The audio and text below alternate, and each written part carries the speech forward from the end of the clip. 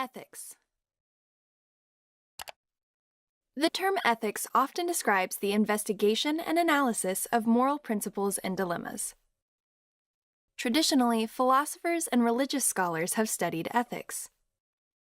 More recently, scholars from various disciplines have entered the field, creating new approaches to the study of ethics, such as behavioral ethics and applied ethics. The term ethics can also refer to rules or guidelines that establish what conduct is right and wrong for individuals and for groups. For example, codes of conduct express relevant ethical standards for many professions, such as medicine, law, journalism, and accounting. Some philosophers make a distinction between ethics and morals, but many people use the terms ethics and morals interchangeably when talking about personal beliefs, actions, or principles. For example, it's common to say, "My ethics prevent me from cheating." It's also common to use morals in this sentence instead. So, whether we use the term ethics to refer to our personal beliefs or rules of conduct, or the study of moral philosophy, ethics provides a framework for understanding and interpreting right and wrong in society.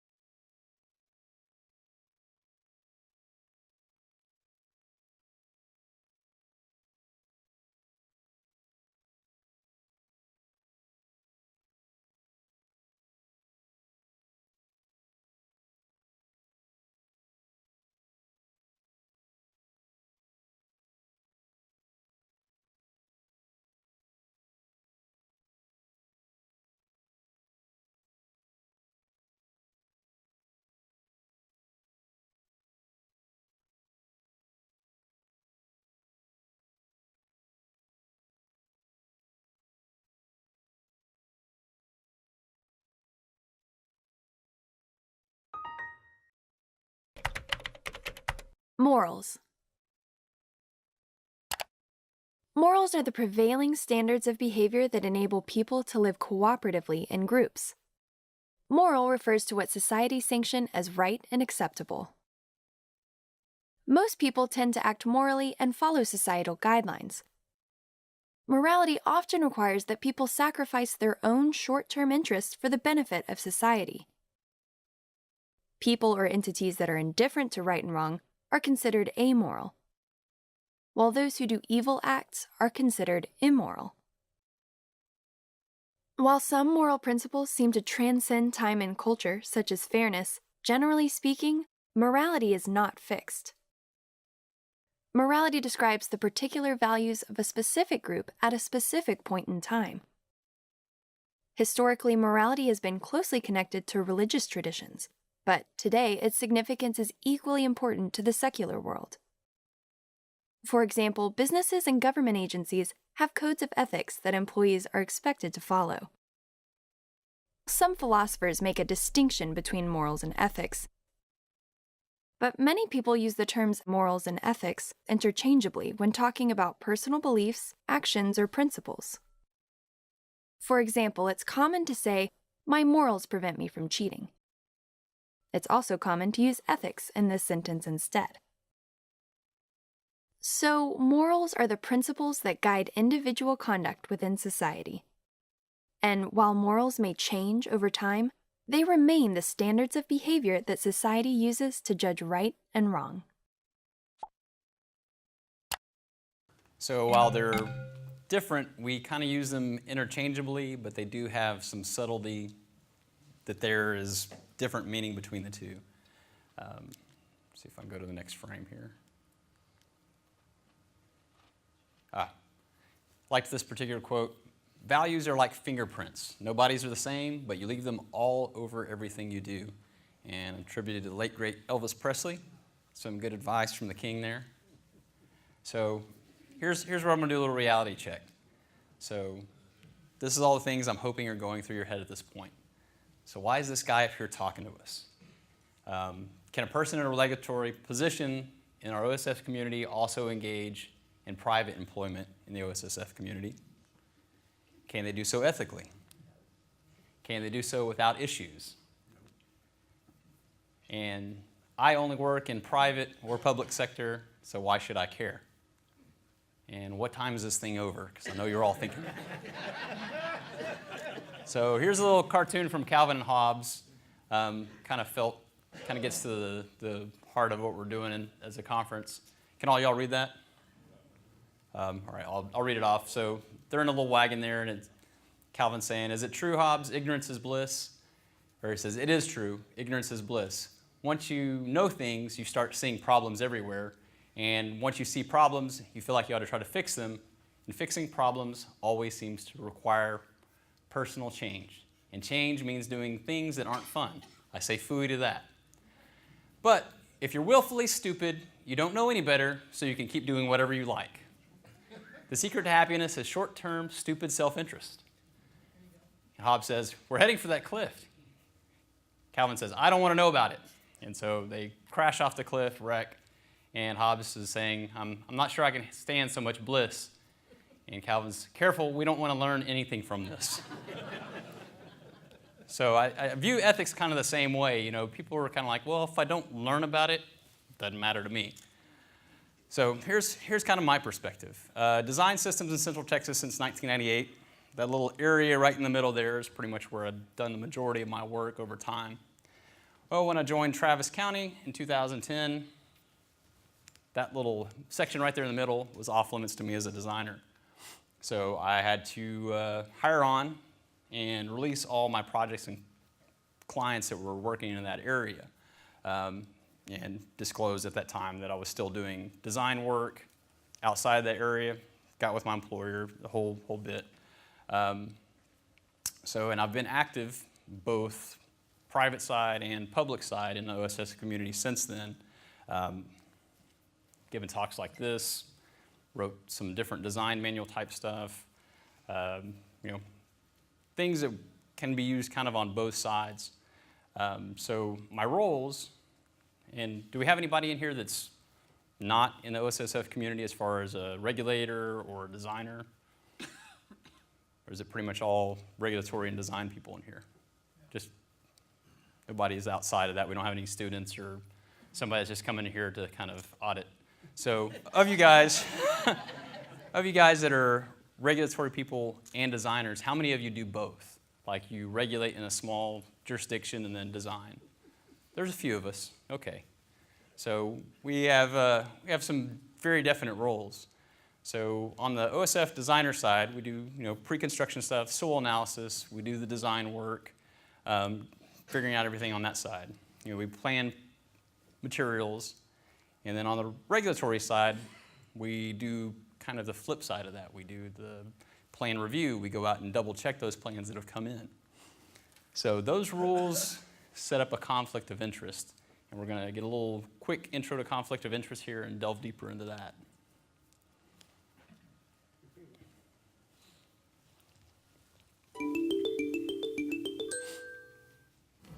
Sometimes you want to maintain a good ethic, but a lot of times people look at the result instead of your progress.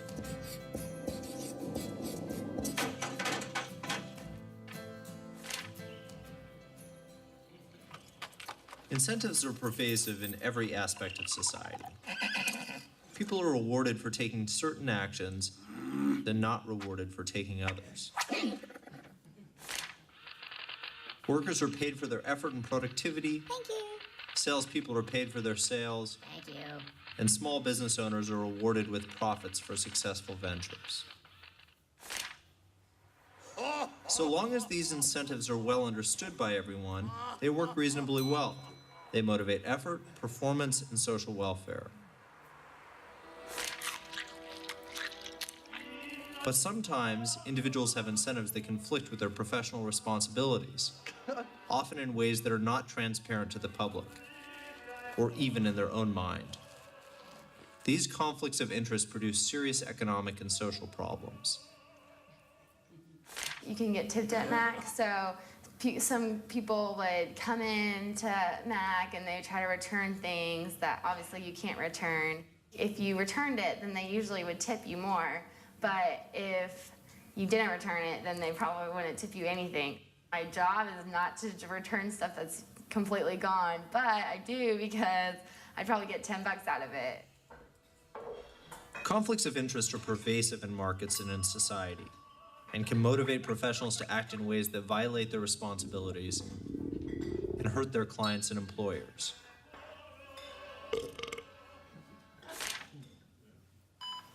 Doctors, for example, may face a conflict of interest when they are paid more for some procedures than for others. Step right up. Their professional responsibility is to do what is best for the patient, but their financial incentive is not always aligned with this responsibility. If an oncologist profits from selling chemotherapy agents to their patients, and some agents are more expensive than others, this conflict becomes a problem.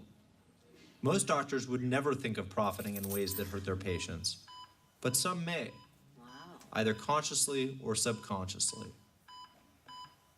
I run a magazine on campus, and I started dating one of my writers, and I'm the editor. And he started getting entertainment stories that were not as good as the other entertainment writers. And I was like, did I make that decision because he's improving in this section, or do I want to please him and make him happy on the staff as well as in our relationship?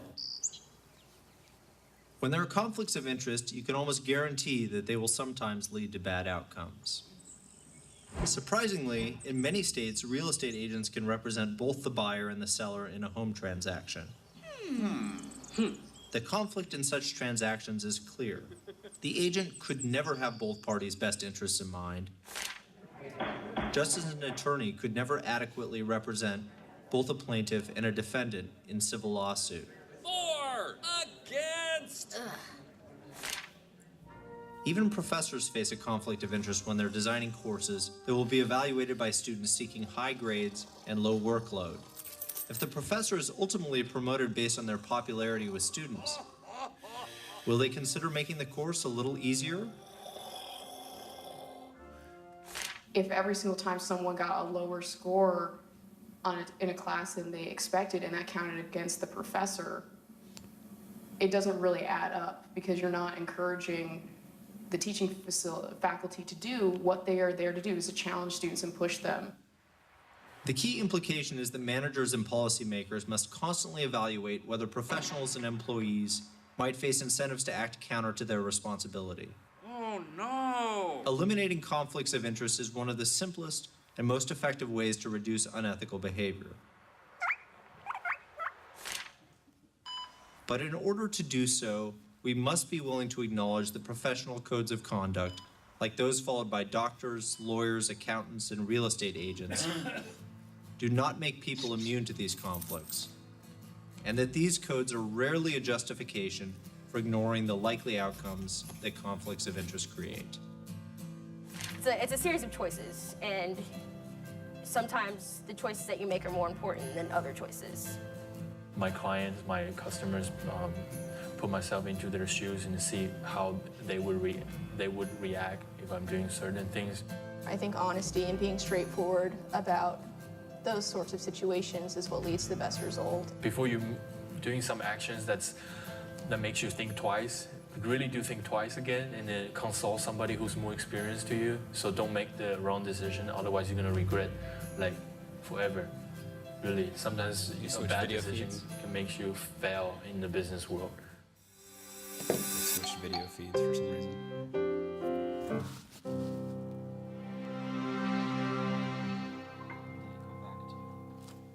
We went to the title.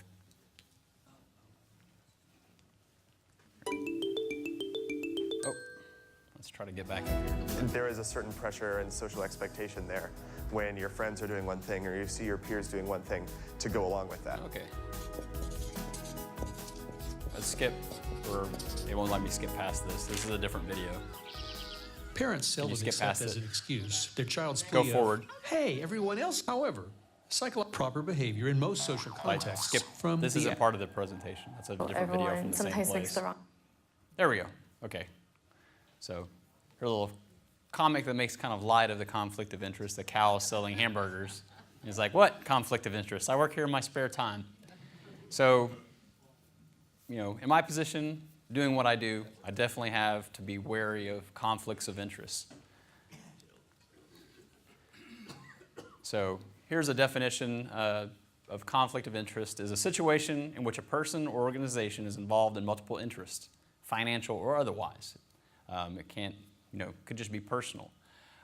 One of which could possibly corrupt the motivation or decision-making that an individual, of that individual organization. The presence of a conflict of interest is independent of the occurrence of impropriety. So just because you have a conflict of interest doesn't mean you're necessarily making an unethical decision or you're doing something wrong. So a conflict of interest can be discovered and voluntarily diffused before any corruption occurs. A conflict of interest exists if the circumstances are reasonably believed on the basis of past experience and objective evidence to create a risk. The decision may be unduly influenced by other secondary interests, not on whether a particular individual is actively influenced by secondary interest. So while you may be a perfectly ethical person, the appearance of a conflict of interest is almost as dangerous as actually being impropriety, because there's that appearance of it. So if you identify a conflict of interest, it should immediately be disclosed and kind of ferreted out. It's also defined as a set of circumstances that creates a risk to professional judgment or actions regarding a primary interest being unduly influenced by a secondary interest. So in this case, primary interests are, say, the principal goals or activity of your profession. So in the regulatory world, this would be making sure we have safe and adequate systems that are there. Secondary interests would be personal benefit, favors, advancement, or something. So if you had an installer that was coming into your jurisdiction that you do work for, well, if I pass more of his systems, he'll give me more work on the side. So that would be a secondary interest that could compromise your primary interest there. It's also defined as any situation in which an individual or corporation, either private or governmental, is in a position to exploit a professional or in an official capacity for their own gain. So conflict of interest don't just exist for us as individuals, but also as organizations where we're in these difficult situations where it doesn't appear we're doing what's right. Most common form of conflicts of interest are self-dealing is one of them, and this is where an official controls, say, one organization, and they go into a transaction or a relationship with another organization, but they benefit on both sides of that transaction. We've seen some accusations of this even on the national level with our news, say with the president that has even a senator that has, say, a company that does contracting, and there's a government contract that he influences, and they're awarded that, and so now they've benefited on both sides of that, so there's a definite conflict of interest there. Outside employment is another type of conflict of interest, and that's the one that I'm talking about with being both a DR and a designer. So there are times when the interests of one job conflict with the interests of another. And this also applies to volunteer activities. So if you were, say, I don't know, you worked at a pet store and you're also a member of PETA, you might have some conflict of interest there. Also nepotism, which is one that's pretty easily identifiable. This is when you have employment or business arrangements with somebody you're closely related to. So only referring clients to, say, your nephew or your son or father or whoever would definitely be a conflict of interest there because it's benefiting your family. Gifts are another form of conflict of interest. basically receiving gifts from somebody you do business with can set up that impropriety, appearance of impropriety there, where somebody may say, hey, you got this, and so you treat them better than us. There are other types of conflicts of interest that kind of go beyond just those type and that are actually more of a criminal action, and they're probably better lumped in with corruption. This is once you're in the point of like accepting bribes, using government or corporate assets for your own personal use. That's fraud because you're basically stealing. Also, unauthorized distribution of confidential materials. So that's a security breach. So whether this is working in medical or even in our profession where you pass out files that aren't public information to, say, help somebody get a job or work on a job, if they're not authorized to receive that, you may be having a bit of a problem there. So here's a little snippet on corruption to kind of define that out.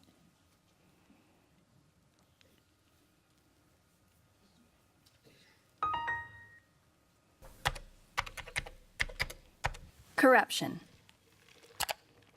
Corruption is the abuse of power or position for personal gain. There are many forms of corruption, including bribery, embezzlement, and extortion. For example, a purchasing agent for a company might take a bribe from a supplier. In return, the purchasing agent will pay more than the usual price for the goods. The supplier and the agent pocket the extra money at the expense of the company. Or, for instance, in the case of political corruption, government officials might use their positions to extort payments from a company that the government regulates. Indeed, economic corruption impedes growth. And political corruption undermines good governance. Unfortunately, both forms of corruption are still widespread across the world.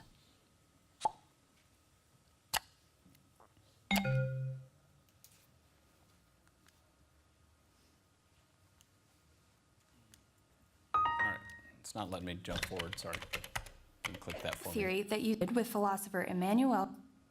Okay, here's another little cartoon that kind of struck me about the whole corruption thing. This one hopefully you can read, but it just says, there's just so far you can go with ethics, and then the real world kicks in. So kind of a little punch at the financial industry and corporate structure there. Depending upon the law or rules related to a particular organization, the existence of a conflict of interest may not in itself be evidence of wrongdoing. And that's kind of what we said before. Just because it's there doesn't mean necessarily anything's going wrong. However, we don't just stop at that. So for many professions, you can't do your job without there being some sort of conflict of interest. So even those of you that don't have a DR position and a design position or installation position, y'all may still face conflict of interest in what you do. And being aware of those is pretty important. A conflict of interest can become a legal matter when you try to basically, you succeed or even attempt to influence the outcome of decisions for personal benefit based off of that conflict of interest. Our state rules actually address this.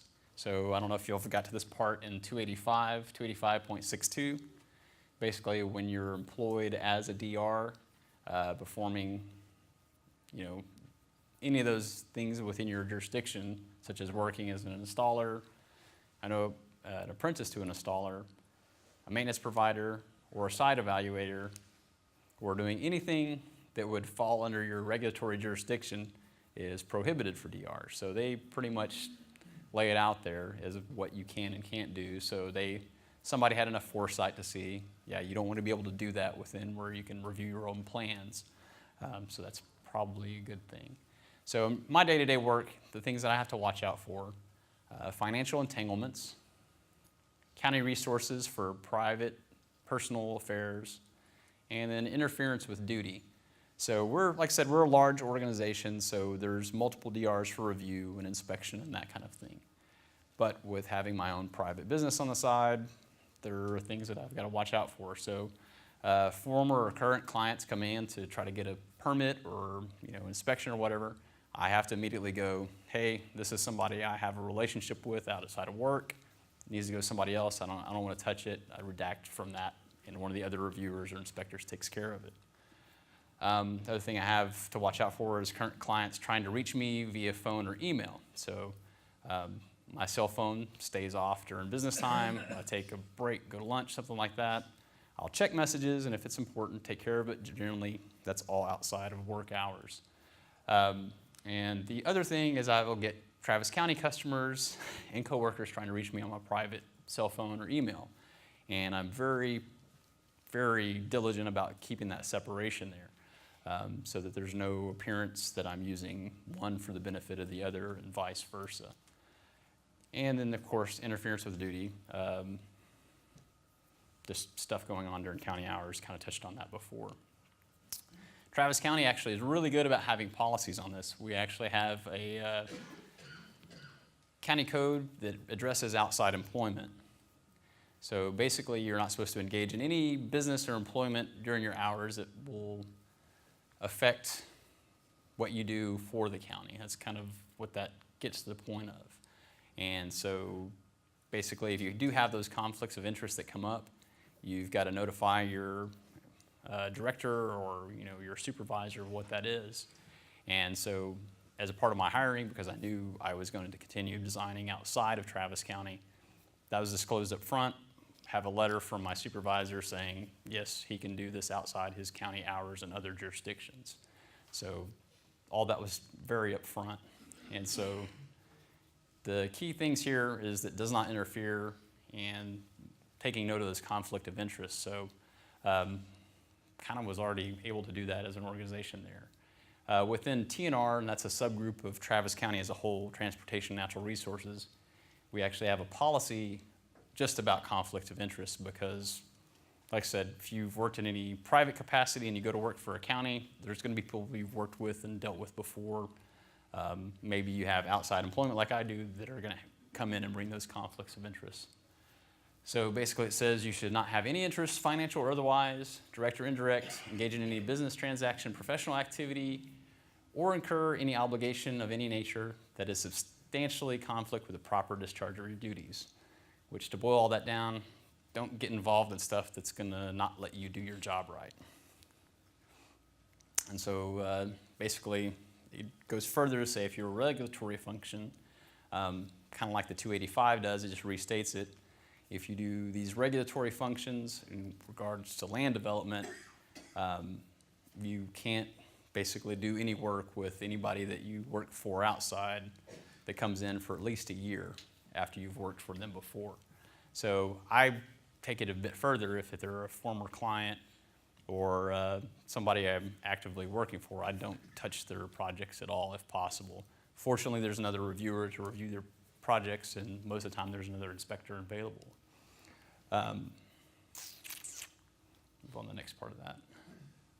So if there is a conflict of interest, we even have procedures that are already written for dealing with that. So if you become aware of it, you notify your supervisor and just state to what that conflict of interest is. So that's up to them to basically decide what we do with that, whether it's something like, yeah, we understood you worked with them 6 years ago, but you don't do any work for them now, go ahead and go inspect their job site.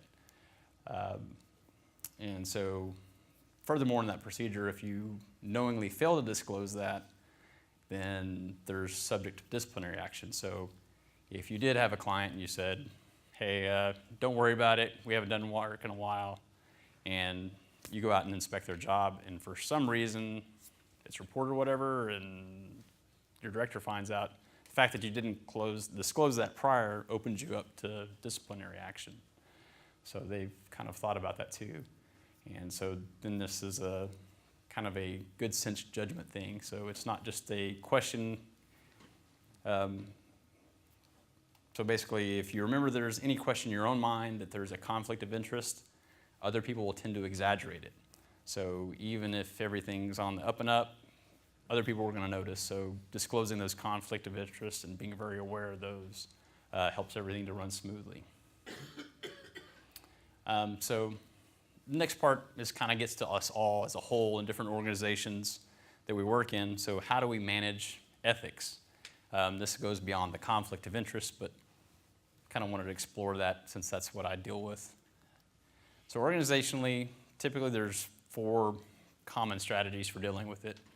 Relying on employees' values, compliance, ethics exoration, or basically encouraging people to learn how to do ethical decisions and learn how to identify ethical problems, or what's called managing values. The relying on employees' values is kind of everyone here is ethical and honorable, so they're not going to make any bad ethical choices in our business. I don't have to worry about my people, they're all good. Basically, it's the attitude that if we expect everybody to behave ethically, they're going to do it. So I send my guys out in the field, I trust them, they're going to do everything right. Well, a problem with that kind of setup for compliance is that not everyone is ethical or ethically strong. So, while you may think Joe is a good guy, his value system may not be the same as yours, and he might be the guy that thinks he's obligated to ask you for $1, like in our exercise earlier. Not everyone, there it goes back to that, not everyone shares your values, so it's very difficult to effectively have this type of policy. And not everyone is sophisticated enough to see and resolve those ethical issues that come up. So the things that you may readily identify as like, hey, that's an ethical problem, you need to disengage yourself from that, they may not see that. So here's kind of a little cartoon here. It says a 34% cut in our corporate ethics should return us to profitability. And so, there's kind of that, I'm sure they hired those guys thinking they were great ethical people, but we obviously know, compromising your ethics is not justifiable there. Another type of managing ethics corporately or as a group is called compliance, and this is basically what we see a lot of. You establish a standard of minimum behavior, and generally these follow around law. So this would be like the stuff stated in 285. You write those standards and those rules, and so it kind of sets everybody to a minimum level. And then you generally will have whatever, if you violate these rules, these are the bad things that happen to you.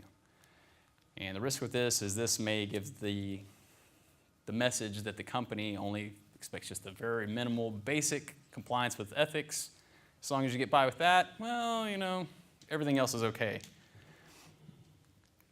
The other problem is it may imply that only the lower level employees have to behave ethically. So if you have the upper management, their day-to-day task may not require that of them, so they don't really have to deal with ethics. And this really doesn't give any guidance for the most difficult type of ethical decisions. So it just says, these are the minimum. As long as you do these, it's fine. Oh, those more difficult ones, well, you're out on your own on that. Whatever happens, happens. The ethics exhortation, type of model is more of the training employees to act ethically. And so this is teaching them to identify ethical dilemmas and asking good questions about possible ethical standards. Problem with this is you don't really help in identifying correct ethical standards. Just say, this is how to behave ethically, but you don't really have a standard to go by. It's just like, well, you know how to be ethical, so go be ethical. There's no guidance on the complexity of stuff, and it basically leaves the employees out there to pay the short-term cost of acting ethically. So if you make a good ethical decision and suddenly you've lost a client, well, that's on you because that was your choice and wasn't really part of the corporate structure because everybody's kind of left to their own decisions there. So the managing values model is more of the combination of the exhortation of the values and the compliance model. So this is what we use at Travis County. It's more defining those corporate values and the ethical standards. So basically you're saying, overall, this is kind of our goal of what we want to do, big picture, and here's the minimum compliance as well. So you kind of get it both directions there. And so this type of model requires all the different levels of the organization to figure out how to apply their values and develop those standards and rules. And so with this model, you educate, model, and reward for having actions that fall to those values and standards. One of the things we have at Travis County is it's called a pride model, and I don't remember all the letters of it, but basically you can be rewarded in the form of praise, or you get a little snippet in our little internal newsletter about how you upheld these values, and we kind of make a big deal about it with our HR and have regular training on how to achieve that. One of the advantages of this type of model is you get guidance for the different types of choices and decisions. So not only do you have it as this is the minimum, but this is the way to kind of think about it and apply this sort of creed and value to other decisions you make. It makes managing these type of values part of managing the company, so it's not just left on the employees to comply with it. You kind of buy in as a whole corporate entity to this type of model. But the problem is it takes a lot more management effort and everybody buying into that model to make it work. The cost work of managing that is that's a lot of work to define those values and principles. This is like the mission statement and those code of ethics and that kind of stuff. So you as an organization have to spend that time going in, setting up those type of rules, those values, and figuring out what that is for your corporation. And then the communication of those values. So it's one thing to get them set up, but getting those to your employees and to the management and really expressing out what that looks like. So you set up that system to support those values. And I talked before about rewarding the behavior consistent with those values. So it doesn't have to be anything great as a reward. We often think about monetary rewards, but just little trinkets, or a supervisor buying lunch for a group that upholds those values is more effective than what you might think. And also part of this is you really have to keep a door open as management and just as supervisors to helping resolve tough cases like this conflict of interest type thing.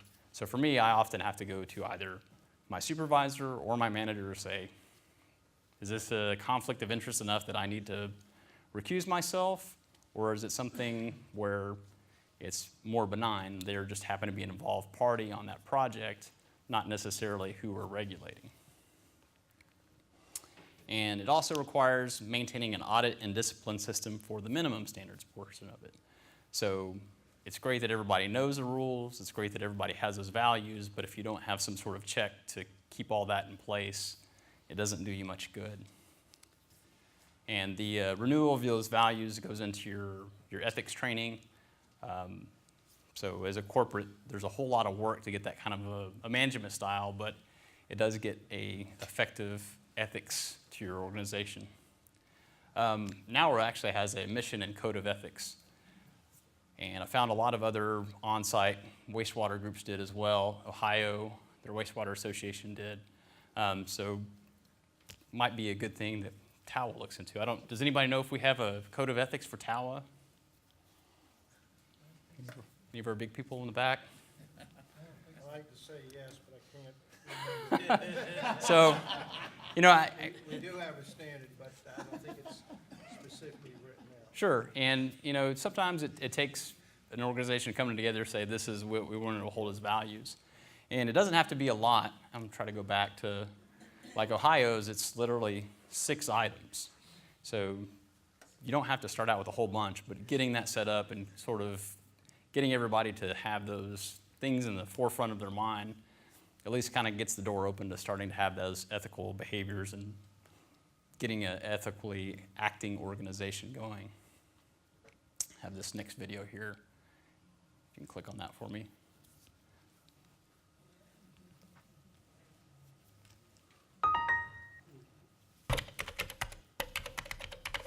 Moral reasoning. Moral reasoning applies critical analysis to specific events to determine what is right or wrong, and what people ought to do in a particular situation. Both philosophers and psychologists study moral reasoning. How we make day-to-day decisions like, what should I wear, is similar to how we make moral decisions, like should I lie or tell the truth? The brain processes both in generally the same way. Moral reasoning typically applies logic and moral theories such as deontology or utilitarianism to specific situations or dilemmas. However, people are not especially good at moral reasoning. Indeed, the term moral dumbfounding describes the fact that people often reach strong moral conclusions that they cannot logically defend. In fact, evidence shows that the moral principle or theory a person chooses to apply is often, ironically, based on their emotions, not on logic. Their choice is usually influenced by internal biases or outside pressures, such as the self-serving bias or the desire to conform.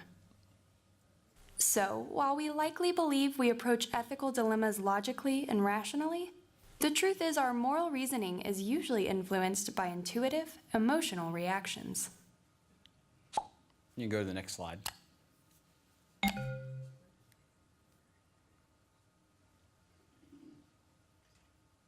Okay, so that one with the moral reasoning kind of goes back to our first exercise. So I gave you guys a task, really easy, really quick. But how did you justify when you asked that person, this is why I'm asking you for $1? Anybody want to yell out what they said, or are we all embarrassed? Long line of BS, just hoping he'd fall for it. So hoping he'd fall for it. So we all have different values and things, but did anybody just say logically, like say, this is my line of logic, you don't owe me anything, however, I would like $1 because it would benefit me. Was that anybody's line? Okay, so we all had different ways we came at that, and probably none of them came from a logic standpoint. It may have been emotionally, it may have been, hey, you're a Rangers fan, I'm an Astro fan, I don't like you, give me that.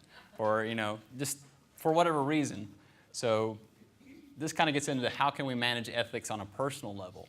And I'm going to give you guys 5 ways to think ethically. Now, these are very abstract, and so this whole thing with ethics is very abstract, and it's kind of an odd thing for me because I'm used to very technical, straightforward things, so bear with me on all this. So analyze whether the proposed behavior or standard of behavior promotes the greatest good or greatest human welfare. So, like it says, look at what causes the most good with your decision. Not every decision is going to be on a great impact level, and establishing what that common good or greatest human welfare is not necessarily your bottom line, because I know that's good to you, but it's not as common good. So public health would be a common good type thing. Identify legitimate rights or human rights of individuals or groups affected and the duties of those actors. This one's a little tougher sometimes. But a lot of times in public health, we look at the public as they have certain rights to expect that we as regulators are going to keep them healthy and protect them from harm. Analyze whether all parties are treated fairly, that is, equally or differently, only if there's a legitimate reason to do so. So that, kind of the basic thing with kids. Everything should be fair. That should be part of one of your things of acting ethically. There are certain times when this is not the case. Say you're sitting on a jury and you're deciding the fate of somebody that's been convicted of a crime. In that case, they're not being treated equally to everybody else in the decision you're going to make, so that might be a little different situation. Analyze whether the proposed behavior is consistent with recognized virtues. This is where it kind of gets back to the morals thing, where it's going to kind of be different for everybody, but there are some universals there. And then ask whether the common good is adequately served. So things to remember this, not all those individual tips or groove with each other. The criminal thing in case, that's not going to apply in all sectors, but still consider good and harm situations. Also question what are the rights and what is the common good. And not each approach is going to be necessarily meaningful to each decision or value you're going to look at.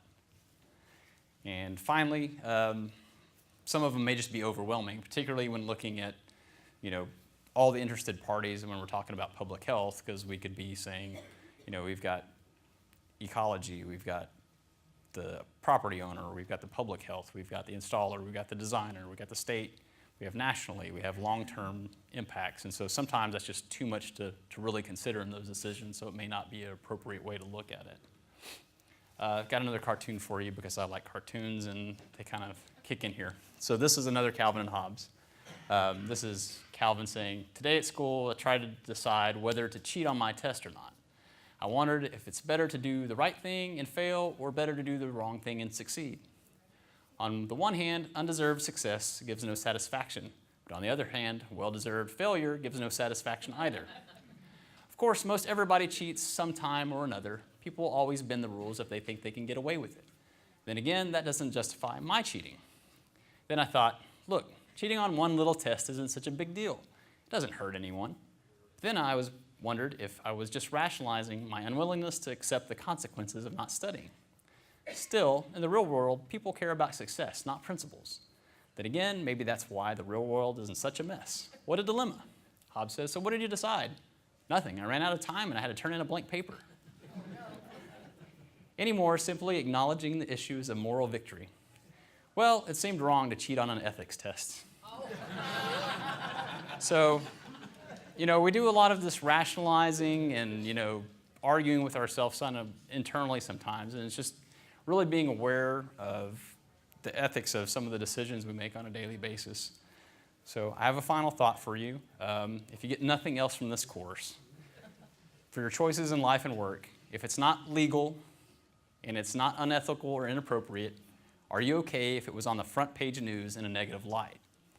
And so if you can answer that to your decision and things you do, then you're probably acting in an ethical manner. If you have one of those that hits and makes you uncomfortable, doesn't set right with your stomach, you may need to apply those ethical principles to see if you're acting properly. If you got any questions or comments, here's both my personal and county contacts. So thank you guys for bearing with me. Any questions or comments? How we're doing on time? 2 minutes? Okay. No questions from anybody? Or all right. Well, hopefully all y'all can act ethically, as can I. So thank you. Thank you, Brandon. We appreciate it.